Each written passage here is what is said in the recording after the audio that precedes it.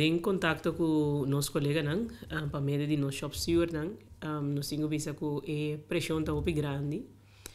Debi que agora que tenho start o motorback, cerca muito a motivação está muito abaixo.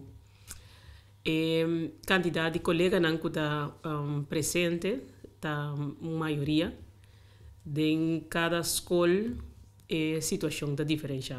Tem escola que tem classe que ainda não pode abrir. Tem escola que tem lá que nós visa maestro que não tem, mas generalmente nós não arranha até a informação que tem escola que é tol não pode dar.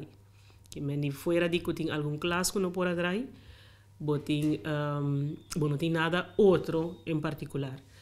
O que sim tem que visa é a quantidade de alunos, segundo dia que passa, no lugar de virar mais, está virando menos. Esse está em alguma escola a trobe, mas a situação a trobe está diferente para a escola e para a classe.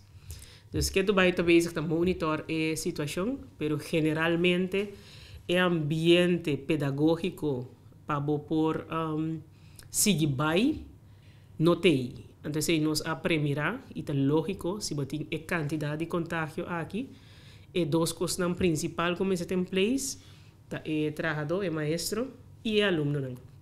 Se você tem um, então não tem outro, também as coisas quedam. Então, esse é nosso basic de monitor.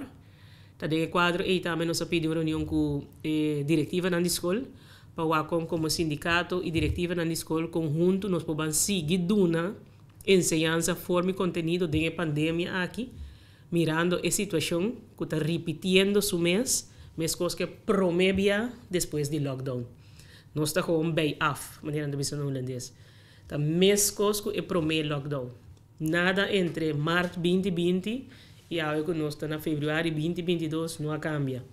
Não há inversão adicional, não há manejo adicional, nada não cambia. É o que a sociedade que está protocolo, ajuste de normering, esse é a sociedade da pandemia, pero manejo dirigir na pandemia para a ensinança, esse não toma lugar.